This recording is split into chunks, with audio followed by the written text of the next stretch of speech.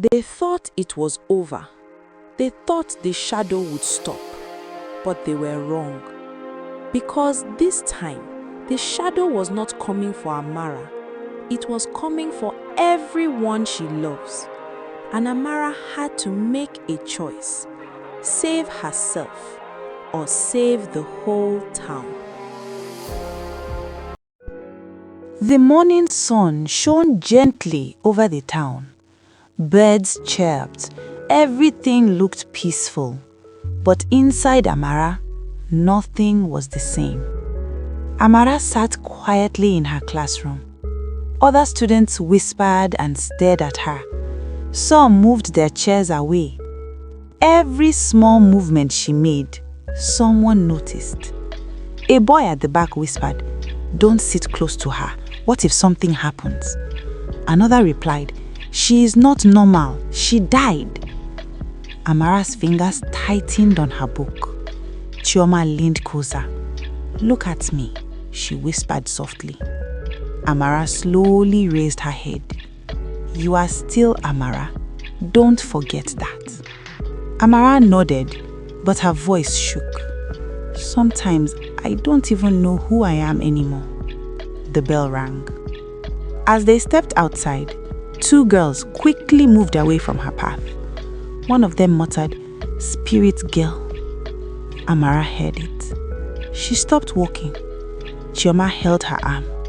"Don't listen." But Amara turned back slightly and whispered, "I didn't choose this." Later in the market, the sun was hot. The air was loud with voices. Amara sat beside her mother, arranging vegetables carefully. A man came close to buy tomatoes. He looked at Amara, then slowly dropped the tomatoes. I will come back," he said quickly, and left. Her mother sighed quietly, but kept smiling at other customers. "Fresh pepper, come and buy." Amara leaned closer. "Mama, are you not tired?" Her mother smiled, but her eyes were heavy. "I am tired, but I will not stop living because people are afraid." Amara swallowed. Suddenly, flash! Amara's eyes widened. She saw a child running, falling into a broken gutter. Blood, crying. "Mama!" Amara stood up suddenly. "What is it?" "That boy," she pointed. "Stop him!" Her mother quickly grabbed the child just as he ran toward the broken gutter. The child struggled. "Leave me!" But a second later, a piece of wood fell into the gutter with force. Her mother froze. The child would have been there. The woman holding the child gasped. "Oh my God!" She turned to Amara slowly. You saw it?" Amara said nothing. Her mother looked at her, half fear, half pride. That night, Amara, her mother, and Chioma sat quietly. "Mama, I saw it before it happened." Her mother nodded slowly. "I know, my child. You are a miracle." Chioma smiled gently. "You saved him, my bestie. You are truly awesome." Amara looked down at her hands. "But how many people can I save?" Silence filled the room. The next morning was a weekend. The sun had just started to rise and the town was still quiet. Amara woke up slowly. She sat on her bed, staring at her hands again. Everything still felt new, strange but real. She touched her chest gently. "I am alive," she whispered. Just then, her mother walked into the room. "Amara," she said softly, "get ready, we are going somewhere." Amara looked up. "Where, Mama?" Her mother smiled gently. "To see the man God used to save your life." Amara's eyes softened immediately. "The old man," she said quietly. She stood up quickly. "Yes, Mama, we have to go." A little later, they stepped outside. Amara's mother carried a big basket on her head. It was filled with rice, beans, vegetables, fruits, fresh pepper. Amara carried another basket, smaller but still heavy. Amara looked at her mother. "Mama, this is a lot." Her mother smiled. "It is not enough for someone who gave me my daughter back." Amara nodded slowly, but then she added softly, "And someone who gave me my life back too." Her mother looked at her and smiled with tears in her eyes. As they walked, Amara became quiet. After a while, she spoke again. "Mama, if that man didn't come that night," her voice broke, "I would still be in that grave." Her mother quickly held her hand tightly. "Don't say that," she said softly. But Amara stopped walking. "No, Mama, I need to say it." Her eyes filled with tears. "He didn't know me, but he still came for me. He still saved me." She wiped her tears. "I am grateful. I will never forget him." Her mother pulled her into a gentle hug. "You have a good heart, my child." They continued walking. The road became quieter as they moved closer to the graveyard. Amara looked around slowly. A small fear tried to rise inside her, but this time she pushed it down. "I am not afraid anymore," she whispered to herself. When they reached the small house, the old man was sitting outside on his wooden chair. He looked up slowly. Then he smiled. "Ah," he said warmly, "my miraculous child has come." Amara smiled back, but this time her eyes were filled with emotion. Her mother quickly put the basket down and went on her knees. "Sir, thank you," her voice shook. "Thank you for saving my daughter." The old man shook his head gently. "Stand up, my daughter. It was not me. God only used me." But Amara's mother still held his hand tightly. "I will never forget." Amara stepped forward slowly. She did not speak immediately. She just looked at him. Then suddenly, she went on her knees. The old man was surprised. "Ah, my child, what are you doing?" Amara held his hand gently. Her voice was soft but full of emotion. "Thank you." She looked up at him, tears in her eyes. "You didn't know me, but you still came for me." Her voice shook again. "You brought me out. You gave me water. You helped me walk again." Tears rolled down her cheeks. "You gave me a second life." The old man looked at her quietly. His eyes softened deeply. "Stand up, my child," he said gently. But Amara shook her head. "No, let me thank you first." She held his hand tighter. "I am alive today because of you." The old man slowly helped her stand up. "My miraculous child," he said softly. "I only did what I was meant to do." Amara's mother pointed at the baskets. "We brought food. Please accept it, and we will keep bringing food every weekend," she added. The old man smiled. "Then I will be expecting you both." They all sat down. After a moment of silence, Amara spoke again. "Sir." "Yes, my child." "Something is happening to me." I can see things now, things I never could before. I see the past, I see the present, and sometimes I see the future. I can touch people and they feel better, sometimes even heal. The old man's eyes grow wide. "Ah, I see. So the miraculous child is awakening. I told you, Amara, God has given you gifts. But listen carefully. These gifts are powerful.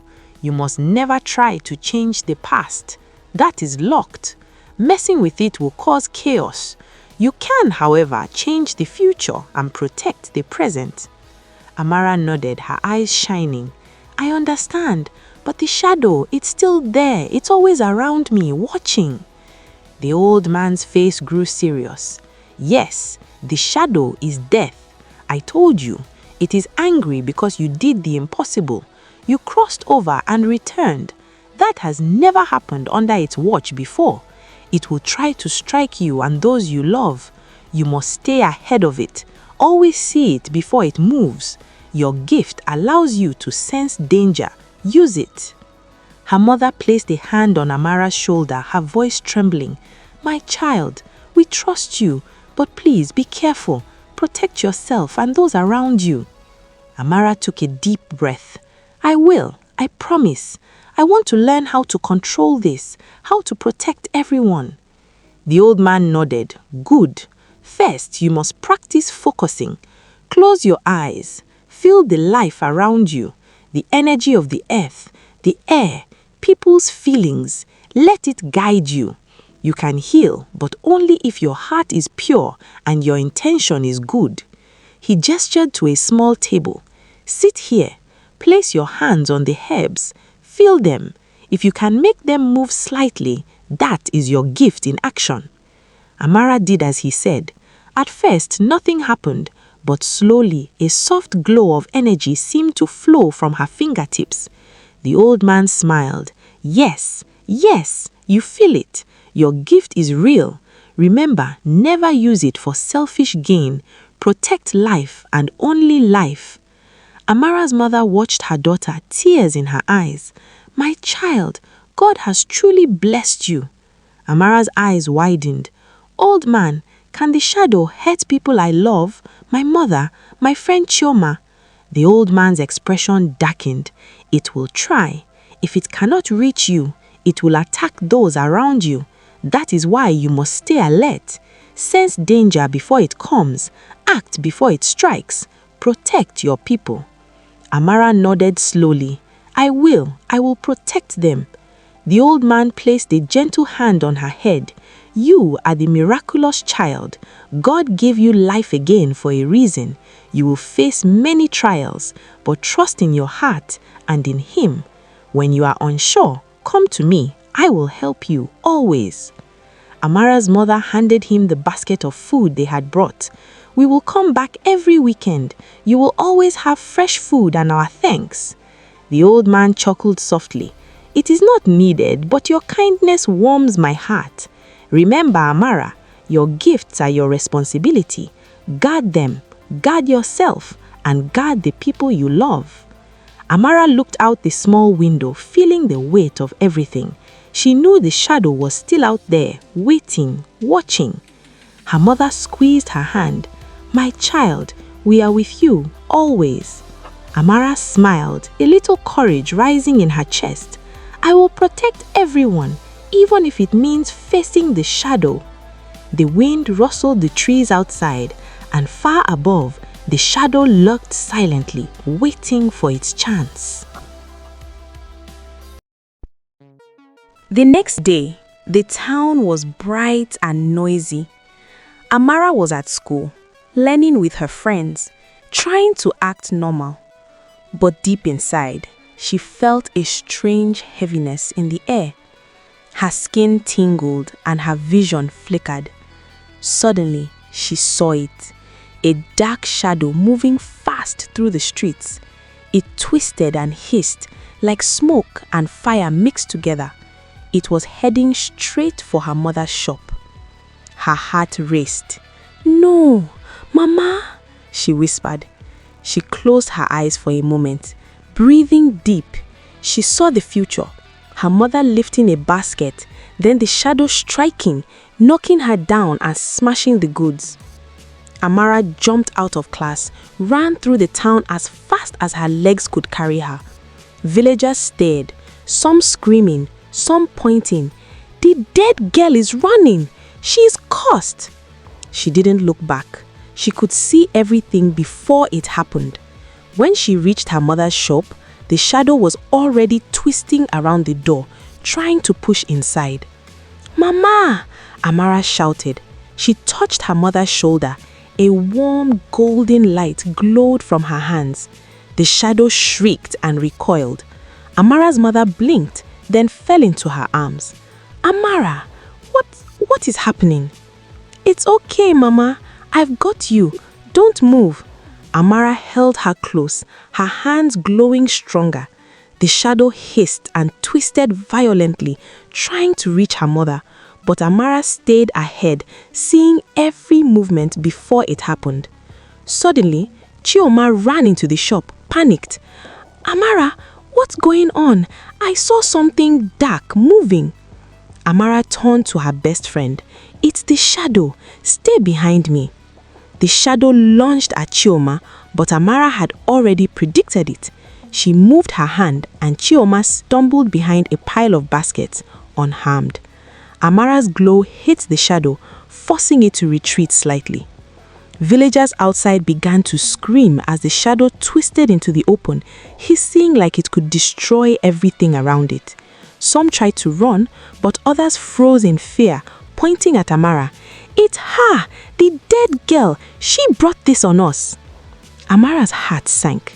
"No, I didn't," she shouted. "I am protecting you." The shadow shrieked louder, its eyes fixed on Amara. It was angry that she had returned to life. It could not touch her directly, so it tried to attack those she loved, her mother, Chioma, even the villagers. Amara focused, her hands glowing brighter. She placed them on a small child crying nearby. The child's fever disappeared instantly. She touched an old man struggling to walk, and his pains eased. The shadow twisted in frustration but could not break through her light. Her mother whispered, trembling, "Amara, your gifts, they are real. You are protecting us, all of us." Amara nodded, tears in her eyes. "I promised I will always protect everyone. The shadow, it cannot win while I am awake." Chioma looked at her, eyes wide. "Amara, you really are the miraculous child." The shadow howled, swelling above the town, creating winds and chaos. But Amara kept moving ahead of it, touching those in danger, preventing accidents before they could happen. She healed a man who fell from a cart, stopped a fire from spreading in the market by predicting where it would jump next, and calmed a panicked horse about to trample a child. Slowly, the town began to see the truth. Some villagers started trusting her. They touched her arm, felt the warmth and calmness. They whispered, "God truly sent her, the miraculous child." Amara's heart pounded. The shadow floated above her, swelling angrily, but she did not back down. She had learned from the old man. She could see the future, protect the present, and heal those in need. Finally, as the sun began to set, Amara raised her hands, glowing brightly. The shadow screamed one last time and dispersed into the night, retreating to the place it belonged. The town fell silent. People were in awe. Her mother hugged her tightly. Chioma jumped and hugged her too. "You saved all of us, Amara. You really are a miracle." Amara looked around, breathing heavily. This is just the beginning," she whispered. From the shadows, a faint darkness lingered in the distance, watching. The battle was won, but the war was not over. The sun had set, leaving the town under a dark purple sky. The air was heavy, tense, as if the whole world was holding its breath. Amara stood at the center of the town square, her heart steady but her mind alert. She could feel it. The shadow had come for her again. Its anger radiated like fire, twisting in the wind, hissing like the voice of death itself. Her mother and Chioma were crossed behind her. "Amara, you can do this," her mother whispered, holding her hand tightly. "You have God with you, and all of us." Amara nodded, her eyes glowing faintly. "I will protect everyone, no matter what." Then it appeared, a swirling mass of darkness, black as midnight, its edges sharp and jagged. Red fire-like eyes pierced through the night. You escaped me," it growled. Its voice shook the town, rattling windows and sending birds screaming into the sky. "You cannot hide from me forever." Amara took a deep breath and raised her hands. Golden light poured from her fingers, glowing brighter with each second. She stepped forward, circling the town, her hands tracing patterns in the air. Slowly, the light spread outward, forming a massive glowing barrier around every house, every person, every street. The shadow lunged forward, trying to pass through, but the light held firm. "No, this cannot be," the shadow shrieked, twisting in fury. Amara's voice rang strong and clear. "I will not let you harm them. Not my mother, not Chioma, not anyone in this town." The shadow surged again, faster, sharper, trying to find a weak point, but Amara had already seen its movement in her mind. She raised her hands higher, summoning all the power she had. The golden glow intensified, forming a spinning protective dome over the entire town. Sparks of light flashed like fireflies, swirling faster and faster. The townspeople watched, frozen with awe, as Amara's light created a radiant shield against darkness. "You think you can touch them? You cannot." Then she focused, eyes glowing like the sun, hands stretching toward the sky. A massive lightning bolt, fierce and thunderous, struck from her hands toward the shadow. It screamed as the electricity hit it, writhing and twisting, trying to escape the pure energy. The ground trembled, the wind howled, and the sky flashed with the fury of her power. The shadow twisted violently, hissing, shrieking, but the light from Amara's hands was stronger than anything it had ever seen. It tried one last desperate attack toward her mother, Chioma, and the town, but Amara was faster, a golden shield wrapping around each of them. "Go back to where you belong," Amara shouted, voice echoing like thunder. With one final strike, the lightning bolt hit the shadow directly. It let out a deafening scream, spinning and shrinking until it vanished completely, leaving the night calm and still. The townspeople ran forward, eyes wide, crying, hugging one another. They had seen it. Amara, the miraculous child, had defeated death itself. People touched her hands, feeling the warmth, the healing, the protection that flowed from her. Her mother fell to her knees, tears streaming. "Amara, my child, my miraculous child." Chioma hugged her tightly. "You saved everyone. You are truly amazing." Amara looked at the town, glowing light still circling around them. "I will always protect you," she said softly. "God gave me these gifts, and I will use them to save anyone in danger, anyone in need." From that night on, Amara was no longer just a girl who returned from death. She became a legend. She healed the sick, calmed the troubled, stopped accidents before they could happen, and guided her people with wisdom beyond her years. The shadow was gone, the town was safe, and Amara, the miraculous child, shone as a beacon of hope, salvation, and love for all. The miraculous child had truly arrived.